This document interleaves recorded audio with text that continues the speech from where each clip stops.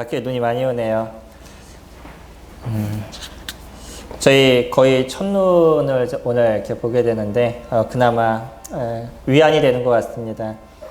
이 넓은 교회에 성도님들을 뵐 수 없다는 것이 마음 가운데 많은 그 어려움이 있습니다.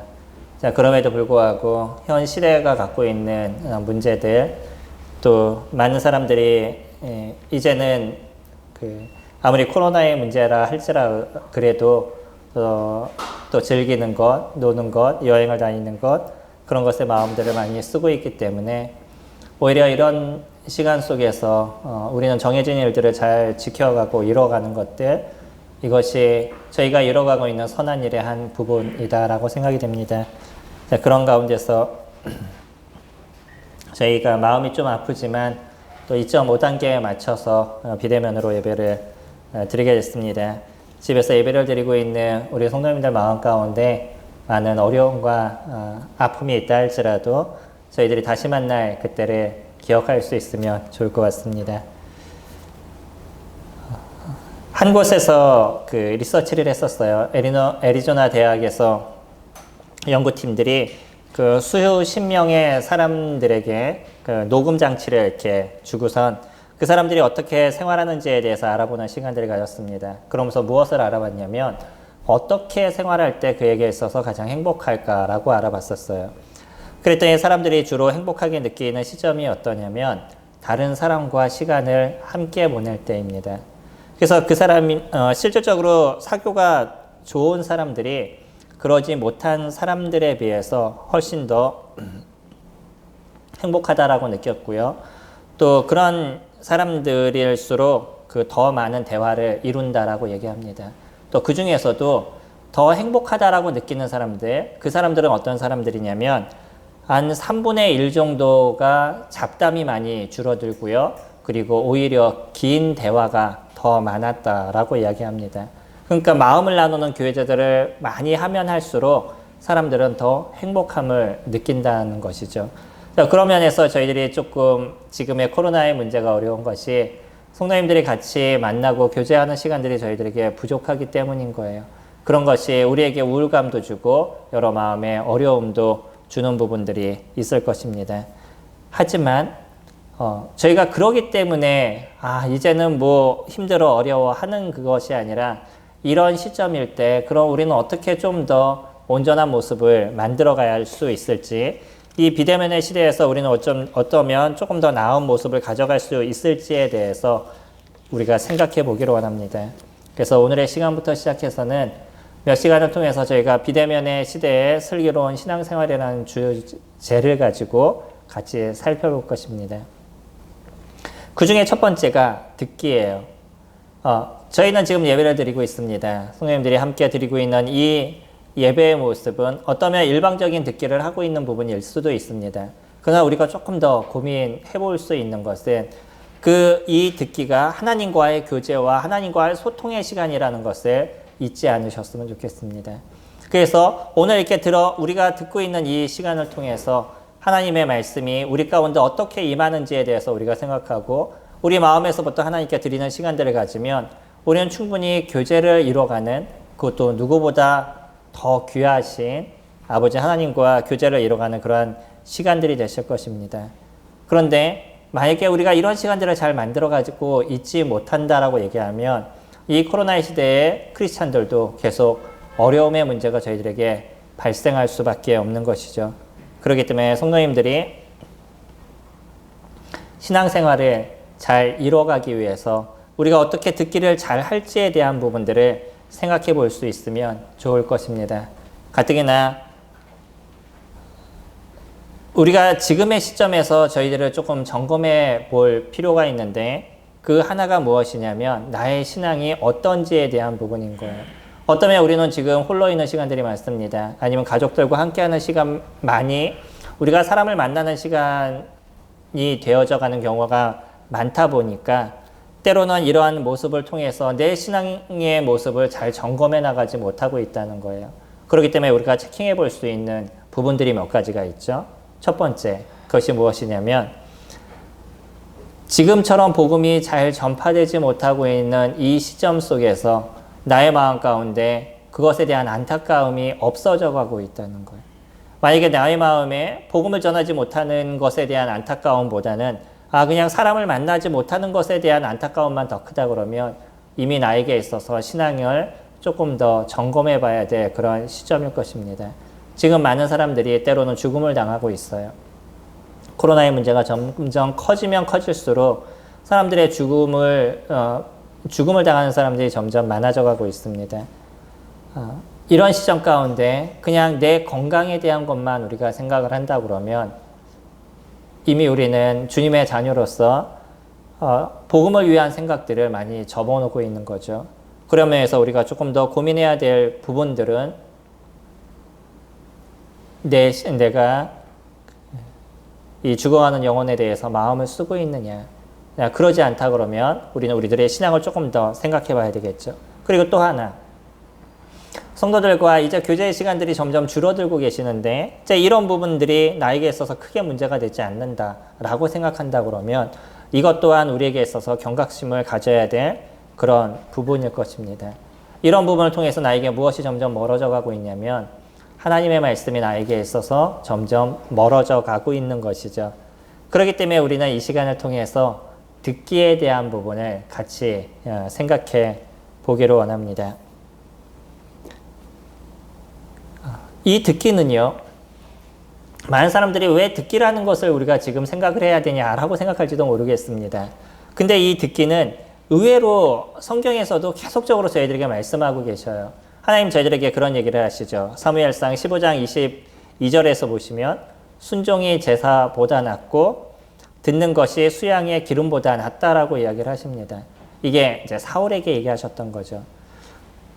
하나님께서는 아멜렉 족속의 모든 짐승들을 다 죽이라고 얘기를 했었어요. 그러면서 사무엘이 사울에게 뭐라고 얘기했냐면 자, 왕이시여 하나님의 말씀을 들으소서라고 얘기했어요. 그러면서 그 얘기를 쭉 선포를 합니다. 어떻게 전쟁을 이룰 것이고 그 전쟁이 끝나고 나서 어떻게 해야 될 것인지에 대해서 쭉 설명을 들었었어요.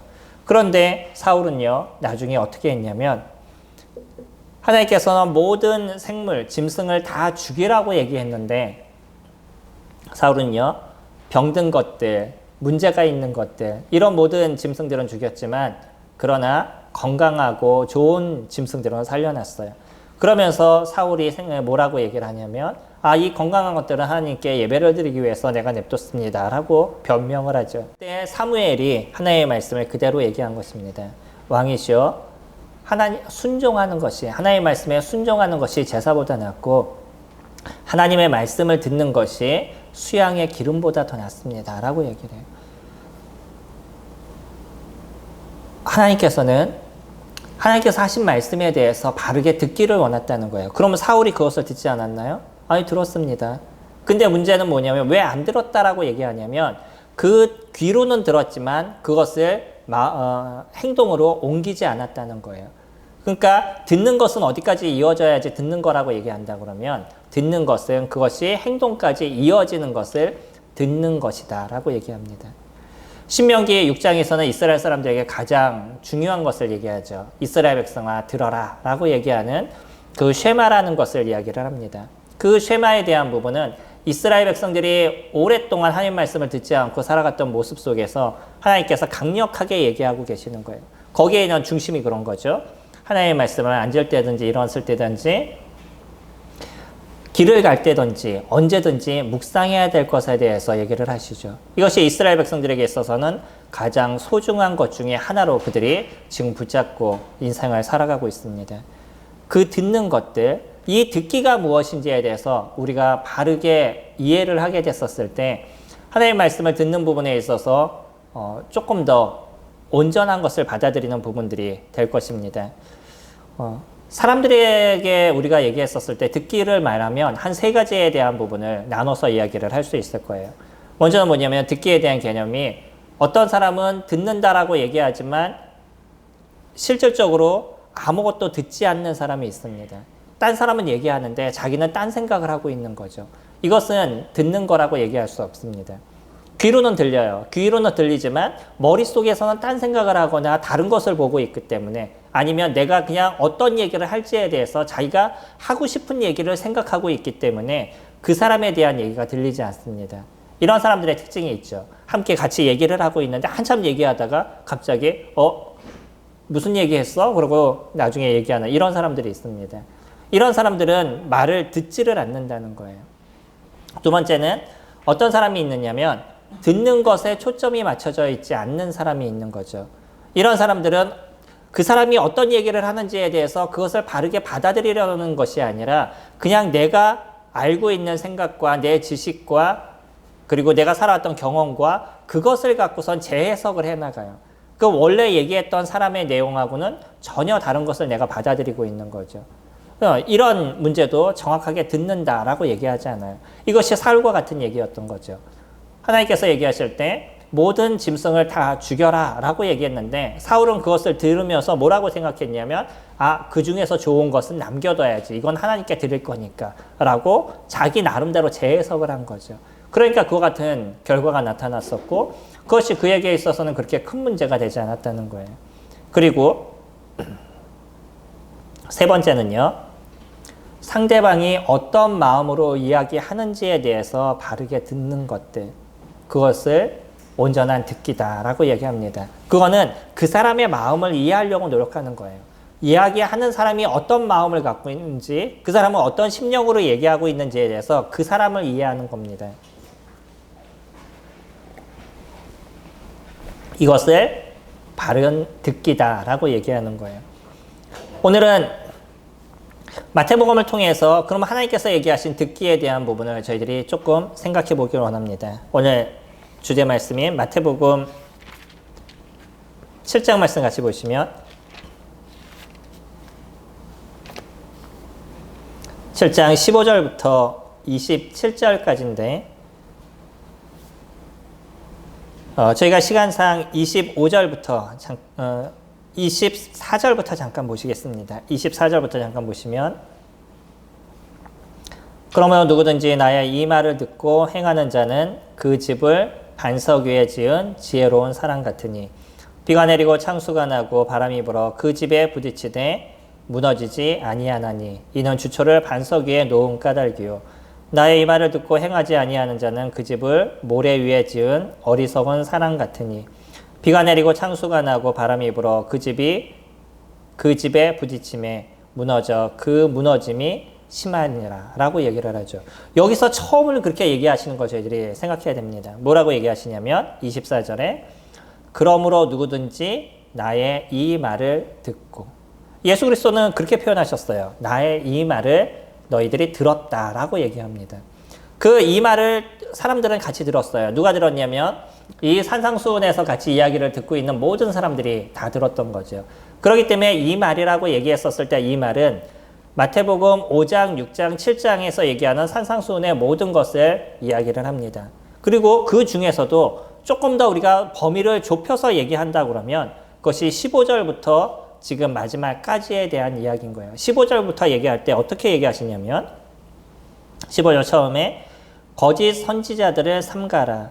양의 옷을 입고 너희에게 나오나 속에는 노략하는 일이라 라고 얘기하죠. 거짓 선지자들이 있습니다. 이 사람들은 양의 옷을 입고 나타나서 좋은 것을 하는 것처럼 보이지만 오히려 이 사람들은 어떤 일들을 하냐면 다른 사람들을 노략질하는 일을 한다라고 얘기해요. 그러면서 거짓 선지자들에 대한 이야기를 쭉 끌고 주님께서 놓으십니다. 근데 이 사람들이 했던 행동이 어떤 건지에 대해서 보면 우리가 조금 고민하게 되는 부분들이 있어요. 22절에 그날에 많은 사람들이 나더러 이르되 주여 주여 우리가 주의 이름으로 선지자 노릇하며 주의 이름으로 귀신을 쫓아내며 주의 이름으로 많은 권능을 행하지 아니하였나이까. 그럼 이 사람들은 어떤 일을 했어요? 이 사람들이 했던 일은요. 예수 그리스도라는 그 이름을 통해서 선지자 노릇을 했었어요. 귀신을 쫓아냈습니다. 그리고 또 권능을 행했었어요. 어떠셔요? 예수 그리스도라는 그 이름으로 권능을 행할 수 있는 사람이라 그러면 예수 그리스도라는 그 이름을 통해서 귀신을 쫓아낼 수 있는 그런 사람이라 그러면 그 사람은 정확하게 예수 그리스도 그분을 위해서 사는 사람이 되지 않을까요?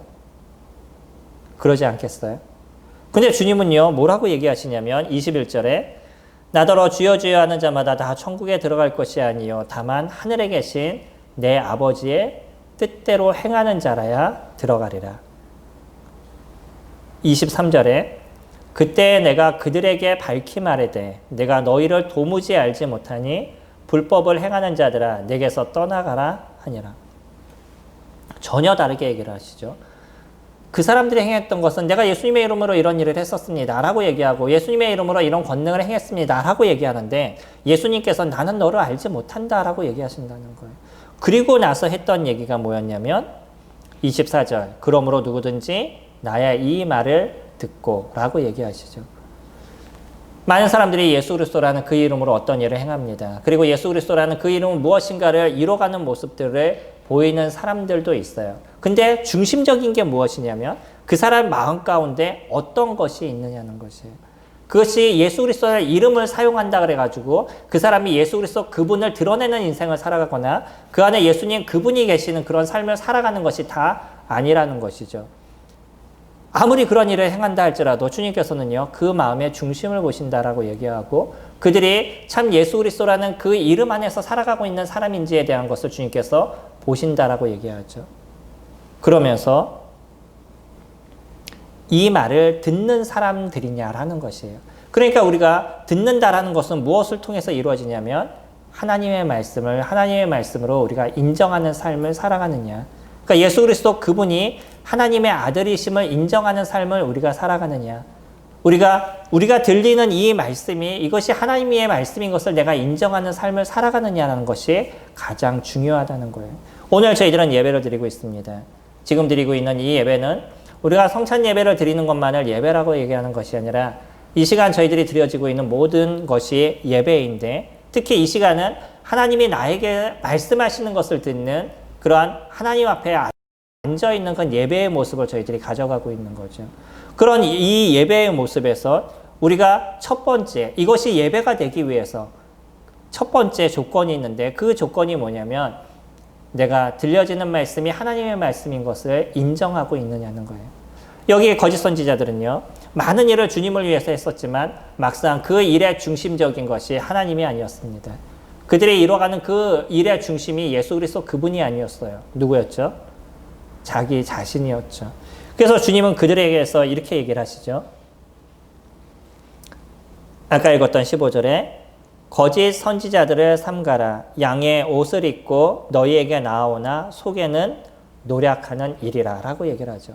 겉으로는 안 그런 것 같아요. 겉으로는 많은 좋은 일을 하는 것 같습니다. 예수 그리스도는 그 이름으로 살아가는 것 같아요. 근데 그 안에는요, 다른 사람의 것을 빼앗는 자기를 위해서 살아가는 그런 모습을 가져가고 있다라고 얘기하죠. 그러면서 17절에 이와 같이 좋은 나무마다 아름다운 열매를 맺고 못된 나무마다 나쁜 열매를 맺는다라고 얘기합니다. 그 안에 예수 그리스도 그분을 위해서 살아가는 사람이라 그러면 그 사람의 행동과 모습에 변화가 일어나게 되어져 있다는 것이죠. 그가 하나님 앞에 서 있는 모습 속에서 그의 태도에 대한 모습이 변하게 되어져 있다는 것이에요. 이것이 예수 그리스도 그분의 이름을 통해서 살아가는 자들이고 우리가 들려지는 그 말씀이 하나님의 말씀인 것을 인정하는 사람들의 모습인 거죠. 저희들이 잘 알고 있는 말씀, 요한복음 1장 1절 말씀 기억하시죠? 태초에 말씀이 계시니라 이 말씀이 하나님과 함께 계셨으니 이 말씀은 곧 하나님이시라 라고 얘기하십니다. 태초에 말씀이 계셨는데 이 말씀이라는 단어는 헬라어로 얘기하면 로고스라는 단어를 씁니다. 이 로고스라는 단어는요, 근데 좀 독특한 단어예요. 원래 이 로고스라는 단어는 말씀이라고 얘기하거나 선포한다라고 얘기하거나 이런 의미로 사용이 됩니다. 근데 요한복음 1장 1절에서 얘기하고 있는 로고스에 대한 단어는 이거는 독특한 단어예요. 우리가 일반적으로 얘기하는 다른 것에서 나오는 사람의 말, 뭐 선포 이런 단어하고는 좀 구별되는 얘기입니다. 어떤 분은 그것을 뭐라고 얘기하냐면 여기서 얘기하는 말씀이라는 단어는 어떤 지금의 우리가 살아가고 있는 삶 속에 나타나는 어떤 단어하고도 대체할 수 없는 그런 단어다라고 얘기합니다. 그렇기 때문에 사실은 우리나라 성경에서 그것을 말씀이라고 번역하는 것보다는 로고스라는 단어를 그냥 쓴다고 그러면 그것이 더 정확했었을 거예요. 근데 그것을 우리나라도 그냥 원래 그 사람들이 쓰는 말씀이라는 단어를 쓰다 보니까 예수 그리스도 그분은 로고스다라는 표현을 그냥 말씀이라는 단어로 얘기해서 무엇인가 하나의 말씀이 조금 더 흐트러진, 예수 그리스도란 그 독특함과 예수 그리스도의 그 놀라우심이 뭔가 흐트러지는 부분들을 저희들이 갖고 있습니다.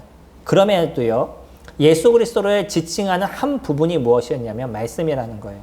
예수 그리스도는 그렇게 표현하시죠. 내가 곧 길이요 진리다라고 표현합니다. 그러니까 예수님을 얘기하실 때 예수님의 어떤 특징적인 것을 얘기를 하면서 그분은 빛이라고 얘기를 하시고요. 그분은 길이라고도 얘기하시죠. 그러면서 그분은 또 말씀이라고도 얘기하십니다.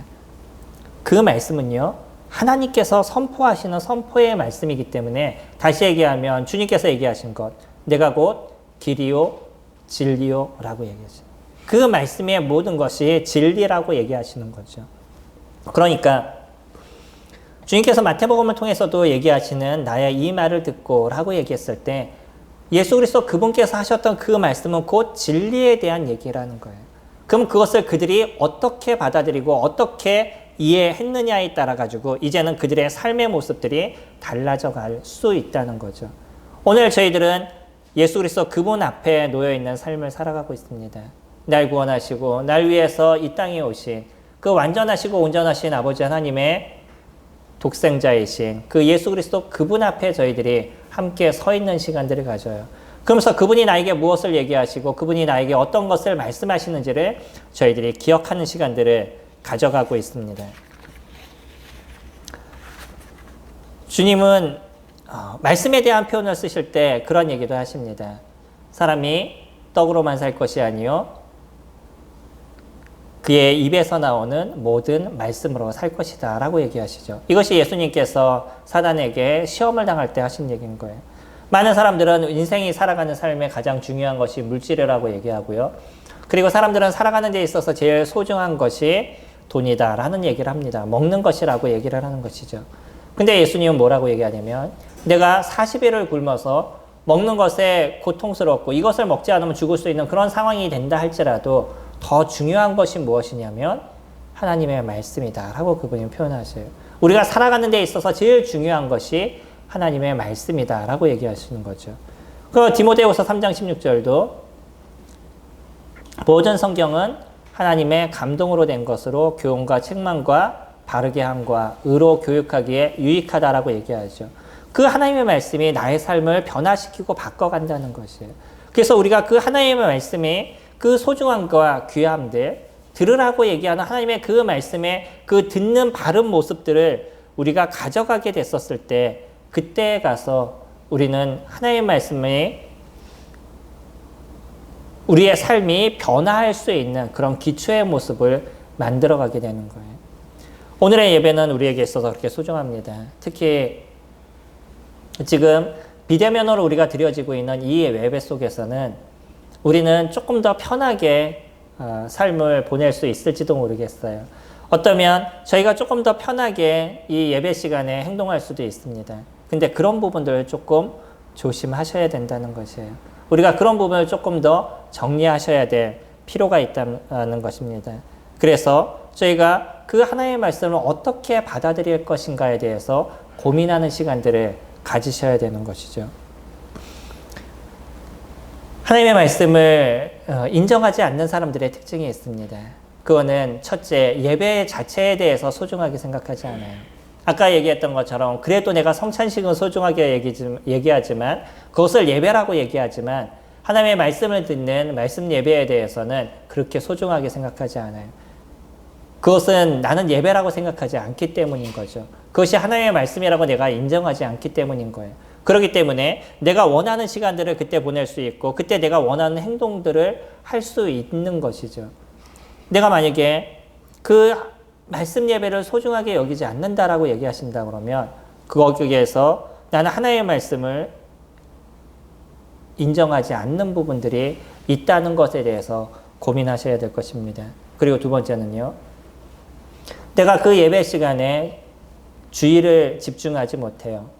내가 하고 싶은 것을 하거나 내가 딴짓을 하거나 아니면 내 생각이 딴 곳에 가 있거나 그런 것이 나에게 있어서 비일비재하게 일어납니다.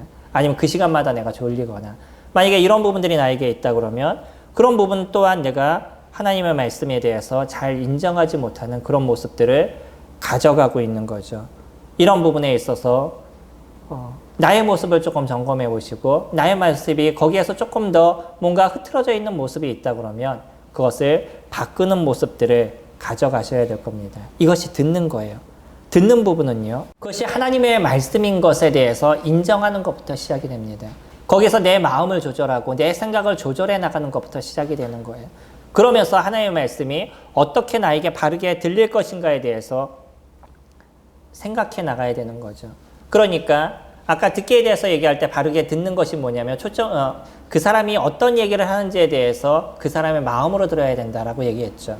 그러니까 오늘 이 말씀이 우리에게 있어서 온전하게 듣기가 되기 위해서는 먼저 하나님께서 어떤 마음으로 이런 얘기를 하시는지 하나님께서 어떤 마음으로 말씀을 나에게 주셨는지에 대해서 고민하는 시간들을 가지셔야 된다는 거예요. 내가 갖고 있는 생각, 아니면 내가 갖고 있던 경험들, 아니면 내가 알고 있는 것들, 그것을 갖고 말씀을 접하는 것이 아니라 있는 그대로 하나님의 마음을 내가 받고 그 하나님의 말씀으로 내가 어떻게 그것을 이뤄갈 것인지에 대해서 고민하는 시간들을 가지셔야 된다는 거죠. 그렇게 우리에게 있어서 말씀이 하나님의 말씀인 것에 대해서 인정하는 부분들을 갖게 되었다 그러면 이제 두 번째, 그럼 내가 어떻게 올바르게 말씀을 듣는 시간들을 가질지에 대한 것을 생각해야 되는데 첫 번째, 성도님들이 하고 있었던 일이 있다 그러면 그 하고 있었던 일을 좀 멈추셔야 된다는 겁니다. 우리는 의외로 또 집에 있을 때는 여러 가지 많은 일들이 있어요. 갑자기 생기는 일들도 있고 그리고 또 해야 될 생각이 갑자기 그럴 때 나타날 때가 있죠. 이거는 교회에 있을 때보다 집에 있었을 때 그런 일들이 더 많이 발생하고요. 교회에 있을 때도 마찬가지입니다. 우리는 그래서 생각이 분산되는 부분들이 있어요. 그러면 나는 한 가지 일을 하고 있는 것이 아니라 지금 두 가지 일을 하게 되는 거죠. 액션추어라는 곳에서 리서치를 한번 해봤습니다. 컨설팅 회사인데 약 330개국에 있는 수천 명의 사람들과 그 리서치를 같이 해봤었어요. 그러면서 그 사람들에게 물어봤습니다. 당신은 바른 청취자인가요? 라고 물어봤더니 모든 사람들이 다 대답하기를 거의 모든 사람들이 자신들은 훌륭한 청취자입니다. 라고 이야기를 해요. 다시 얘기하면 라디오 방송을 한다 그러면 그 라디오 방송을 자신은 잘 듣고 있다라고 얘기하는 거죠. 근데 실질적으로 알아보니까 더 놀라운 결과가 나타났는데 뭐였냐면 그 유선상 이야기를 그러니까 유선상 라디오를 듣고 있는 사람들 중에 98%가 산만하게 그 라디오를 들었다라고 얘기해요. 그러면 온전하게 청취한 사람은 몇 프로인 거예요? 0.2%밖에 되지 않았습니다. 98%는 그 시간에 여러 가지 딴 산만한 생각을 딴 데 갔다든지 딴 일을 한다든지 뭐 그런 가운데 있었다는 거예요. 그 중에서도 86%는 어떤 일을 했냐면 멀티태스킹이라고 얘기하는, 그러니까 하나의 컴퓨터에서 두 가지 프로그램이 돌아가는 것을 얘기를 하죠. 마찬가지로 내가 한 가지 일을 하는 것이 아니라 두 가지 이상의 일을 하면서 그 메시지를, 그 라디오를 청취했다는 거예요. 그러면 그거는요, 바르게 청취했다라고 얘기할 수 없다는 것이죠. 이게 우리가 살아가는 사람 속에서 나타나고 있는 많은 부분입니다. 우리가 메시지를 들을 때 핸드폰을 한다든지, 우리가 메시지를 들을 때 아니면 컴퓨터를 한다든지, 아니면 다른 사람과 대화를 한다든지, 이런 일들이, 두 가지 일들이 겹치면서 말씀이 온전하게 우리에게서 들려지지 않는다는 거예요. 내가 똑같은 메시지를 같이 듣고 있어도 나의 생각에서 다른 생각들이 나를 지배하는 모습이 되어져 버리면 이미 나는 하나를 갖고 두 가지 일을 하고 있는 거죠. 그러니까 말씀이 온전하게 들어가지 않는 거죠. 바른 듣기는요, 그런 부분에서부터 나타나는 것입니다. 그래서 온전하게 내가 하나님의 말씀을 섭취하기 위해서는 나의 지금의 생각에 모든 것을 좀 멈출 수 있는 것이 필요해요. 그리고 또 중요한 게 뭐냐면 이 듣기라는 건요, 그냥 단순하게 귀로 듣는 것만으로 인해서 이루어지지 않는다는 거예요. 그 사람이 하고 있는 어떤 손짓, 아니면 표정, 아니면 자세들, 이런 모든 것이 그 듣기의 메시지로 같이 흘러나오는 거죠.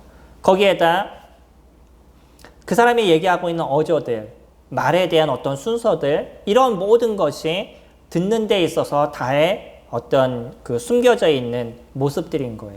그러니까 이런 부분들을 다 바르게 받아들이게 됐었을 때, 또 그것을 그대로 다 섭취하게 됐었을 때 그 사람이 하고 있는 얘기가 무엇인지, 그 사람이 어떤 얘기를 하는지에 대해서 바르게 들을 수가 있는 거죠. 지금의 시대에는 이것이 더 심각해져 가고 있습니다. 많은 사람들이 한 가지 일을 하지 못해요. 주로 손에는 핸드폰을 들고 있고 주로 딴 일을 하면서 그러면서 나는 다른 것을 할 수 있다라고 생각을 갖고 있고, 또 지금 같은 경우에는 아이들이 학습하는 데 있어서 학습에 대한 부분이 많이 떨어지고 있습니다. 놀라운 거는요, 아이들이 학교를 가지 않다가 그 아이들을 나중에 학교에서 아이들을 만나면 아이들이 너무나 부산하고 산만한 거예요. 무엇인가를 가르치는 것이 너무나 어렵습니다. 이미 집에서 그냥 컴퓨터를 놓고서는 거기서 수업을 듣다가, 그러니까 그 수업이 제대로 들어가겠어요? 이번에도 아시는 분이 한번 이렇게 전화를 하셨는데, 꿈의 학교 때문에 이렇게 전화를 하셨다가 그분이 하는 얘기가 뭐냐면, 아이들이 학원에서 학원도 지금 줌으로 수업을 하는데 아이들이 줌으로 수업하면서 들을 수 있는 것이 거의 없어요. 아이들이 거의 아는 것이 없습니다. 하면서 한탄을 하시더라고요. 이게 지금의 아이들의 문제입니다. 그냥 컴퓨터 앞에 앉아서 수업을 듣는데 그 수업을 들으면서 그가 그냥 거기에 집중하지 않는 거예요. 딴 것을 하고 있는 거죠. 생각이 딴 데가 있든지, 행동이 딴 것에가 있든지, 손에 아니면 핸드폰이 들려져 있든지, 컴퓨터를 하고 있다든지, 그 몇 가지 일을 같이 하다 보니까 들려지는 수업이 그에게 있어서 정확하게 들어가지 않는 거죠. 우리가 말씀을 올바로 듣기 위해서는 그렇기 때문에 내가 하고 있는 행동을 멈추셔야 된다는 거예요. 거기서 더 좋은 것이 있다 그러면 그것을 바르게 이해하기 위해서, 아니면 글을 듣는 것을 적는다든지 그렇게 쓰기를 할 수 있으면 그것도 도움이 될 수 있겠죠. 그리고 조금 전에 말씀드린 것처럼 그렇게 바르게 듣게 됐었을 때 그 마음의 자세는 그분이 어떤 얘기를 하는지에 대해서, 하나님께서 나에게 어떤 얘기를 하는 건지에 대해서 그 마음을 이해하려고 노력해야 된다는 거죠. 거짓 선지자들은요, 그러지 않았었습니다.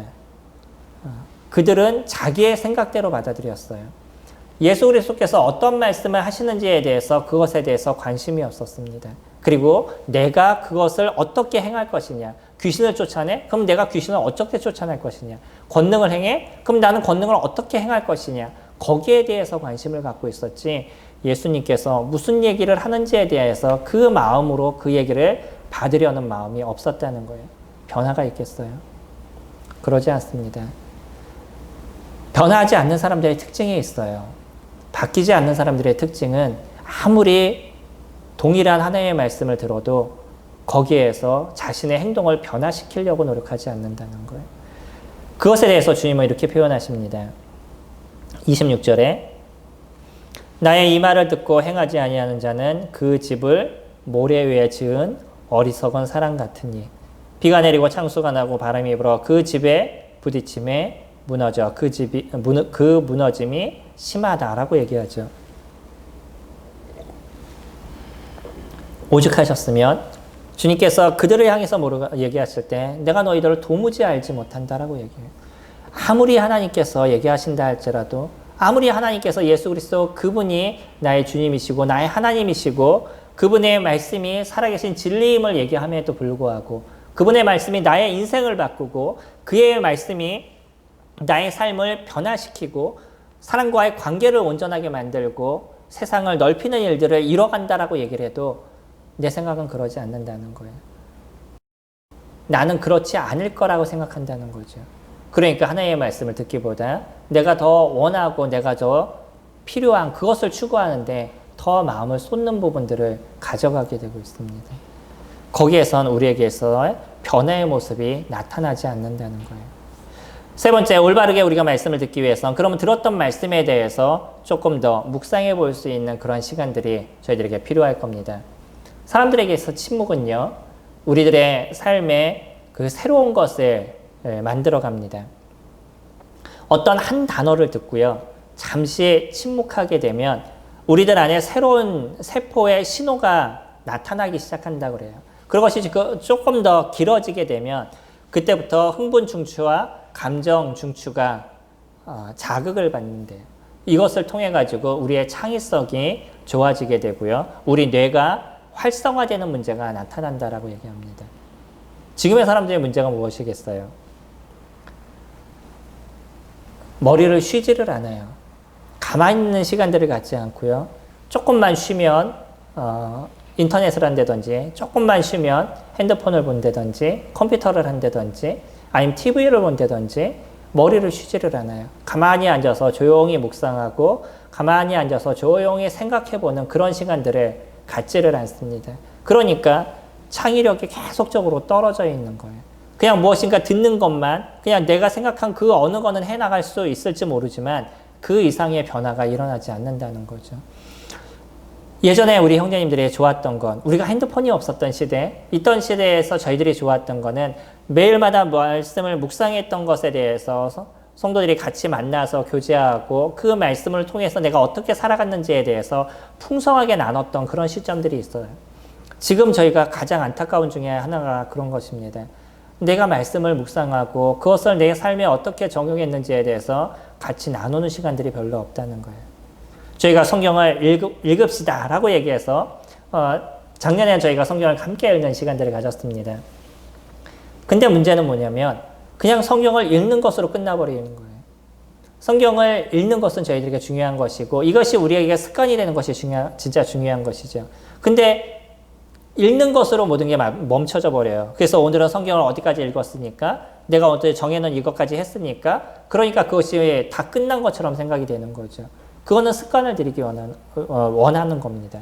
그것은 내가 말씀을 읽기 위해 습관을 들여놓는 것이고 그리고 하나님의 말씀의 전체적인 흐름을 갖고 있는 거지 그것으로 나의 어떤 변화의 모습들이 완전하게 만들어져 가지 않아요. 우리들에게 있어서는 말씀을 묵상하는 시간들이 필요합니다. 주일날 드렸던 말씀을 일주일 중에 묵상해 보시나요? 이 시간이 딱 끝나고 나면 오늘 어떤 얘기를 했지 하고 완전히 잊어먹으시나요? 들었던 말씀을 묵상해 보시기 바랍니다. 조용히 앉아서 그래서 오늘 어떤 얘기를 주님께서 우리 가운데 얘기하셨는지 우리는 또 어떤 본문의 말씀을 통해서 그 속에서 무엇을 중심으로 우리가 이야기를 하셨는지 그것을 고민하면서 묵상해 보시는 시간을 가지셔요. 그런 시간들을 우리가 가지면 무엇이 이루어지게 되냐면 그 묵상하는 시간 속에서 그럼 나는 어떻게 이것을 적용해야지 라는 생각들을 가지시게 됩니다. 이런 묵상이 우리에게 없으면 들렸던 말씀은 나에게서 그냥 다 날아가 버리는 거예요. 그것은 말씀을 듣는 것이 아닙니다. 그냥 그 시간에 앉아있는 것에 불과한 부분이 되어져 버리는 거죠. 주님은 끊임없이 저희들 가운데 이야기하십니다. 귀 있는 자는 들어라 라고 얘기하시죠. 이스라엘 백성들에게 주님께서 마태복음 13장을 통해서 얘기하시면서 사람들에게는 이런 밭들이 있다. 어떤 딱딱한 밭이 있고 아니면 돌밭이 있고 가시밭이 있고 그리고 좋은 밭이 있다. 거기서 씨가 떨어지게 되는데 모든 밭들은 나중에 모든 씨가 다 죽어가지만 그러나 좋은 땅에 떨어진 그 밭에서는 아름다운 곡식들이 30배, 60배, 100배 맺었다. 그러면서 하신 얘기가 있죠. 귀 있는 자는 들어라 라고 얘기하신다는 거예요. 너희가 거기서 열매를 맺어가고 있느냐는 거예요. 똑같은 얘기를 듣고 좋아요, 그래요, 맞아요, 그렇습니다 라고 얘기했지만 거기서 듣는 사람은 무엇이냐면 그것을 따라 자기의 마음의 밭을 일구는 사람인 것이죠. 오늘 저희들도 듣는 것에 대해서 같이 얘기를 했었습니다. 근데 이 듣는 것이 그래 맞아 그런 거야 라고 끝난다 그러면 그거는 아무것도 아닐 것이에요.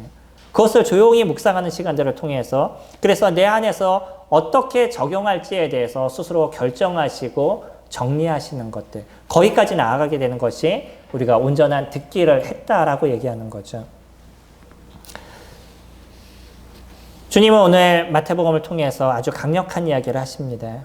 누구든지 나의 이 말을 듣고 행하는 자는 그 집을 반석 위에 지은 지혜로운 사람 같으니 비가 내리고 창수가 나고 바람이 불어 그 집에 부딪히되 무너지지 아니하나니 이는 주초를 반석 위에 놓은 까닭이다 라고 얘기해요.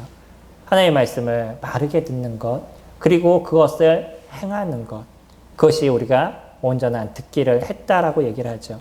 여기서 얘기하시는 말씀이 그 얘기시죠. 듣고 행하는 것. 이거는 나눠지는 것이 아닙니다. 들었기 때문에 어디까지 이어지는 것이냐면 행하는 것까지 이루어지는 것들. 그것을 우리는 온전한 듣기를 했다라고 이야기를 하시는 거죠.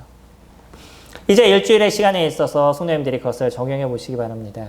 오늘 들었던 말씀에 대해서 묵상해 보는 시간을 가지시고요. 그리고 지금과 같이 비대면의 시간 속에 우리 가운데 있을 때 하나님과의 교제가 조금 더 풍성해지시는 그런 시간들이 되시길 원합니다.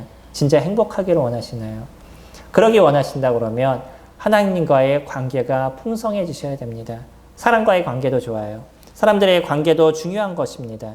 그러나 더 중요한 것은 무엇이냐면 내가 하나님과의 관계가 풍성해지고 있느냐는 것이에요. 하나님과의 대화하는 시간이 나에게 길게 이루어지고 있느냐는 것이죠. 하나님과의 그 대화의 시간이 나에게 길게 이루어지면 주님 제가 행복합니다. 주님 저에게 주시는 은혜가 큽니다라는 고백이 우리들 입술에서 크게 나올 수 있을 것입니다. 그리고 나서 성도님들과의 교제를 또 늘려가시기 바랍니다. 만날 수 있으면 성도님들은 좀 만나서 교제하셔도 좋을 것입니다. 조심할 부분들을 우리가 충분히 조심할 수 있다 그러면 성도님들과의 관계의 교제가 풍성하게 이루어지셔야 될 것이고요. 그리고 또 우리가 집에서 할 수 있는 그러한 교제가 있죠. 저희 교회 같은 경우에는 밴드가 있습니다. 그 밴드를 통해서 함께 그 공감하는 시간들을 가져보셔요. 다른 분들이 글을 올리셨을 때 거기 같이 공감하시고 또 다른 분이 어떤 생일이라 그러면 또 그 생일에 대해서 감사함에 대한 공감을 같이 이루어 주시고요. 우리가 기도하는 부분이 있다 그러면 함께 기도합니다 라는 공감을 같이 이루어 주시고요. 이런 일들을 같이 이루어 주시면 우리는 비록 떨어져 있는 상황 속에 있어서도 그 한 공간 속에서 그 밴드라는 한 공간 속에서 함께 마음을 나누고 함께 교제하는 그런 시간들을 이뤄가게 되는 거죠. 말씀을 묵상하신 부분들이 있다면 밴드에 또 같이 올려주셔서 다른 사람들과 같이 나눌 수 있는 부분들을 가질 수 있으면 좋을 것입니다. 다른 사람들에 대한 이야기보다는 우리 각자에 대한 얘기를 올려주시면 좋을 것 같아요. 어떤 분이 그런 얘기를 했습니다. 우리나라 사람들의 어떤 특징이 무엇이냐면 허태균이라는 사람이 어쩌다 한국인이라는 책을 썼는데 거기서 우리나라의 특징에 대해서 얘기할 때 대부분 우리나라 사람들이 하는 얘기가 내 생각에는 이런 단어를 잘 사용한다는 거예요. 그러니까 다른 사람에 대한 얘기를 듣기보다는 내 생각을 얘기하기 원하는 게 우리나라 사람들의 어떤 특징이다라고 이야기를 합니다. 물론 이거는 안 좋은 부분에서 얘기를 한 부분이지만 우리는 그 다른 사람에 대한 얘기보다는 우리 내면에 대한 얘기를 좀 같이 이야기를 할 수 있으면 좋을 것입니다. 그러면 우리 성도님들 각자에 대한 얘기를 우리가 같이 보고 그것에 대해서 같이 공감하고 같이 기도해주는 시간들이 될 겁니다. 비대면의 시간입니다. 우리가 말일까지는 이렇게 예배를 드려야 되는데 이렇게 예배를 드리는 가운데서 어떻게 우리가 함께 교제를 나눌지, 어떻게 이 가운데서 바른 듣기가 우리 가운데 이루어지고 하나님과의 교제가 어떻게 풍성해질지에 대해서 함께 고민하고 생각하는 저와 성도님들이 되기를 소망합니다.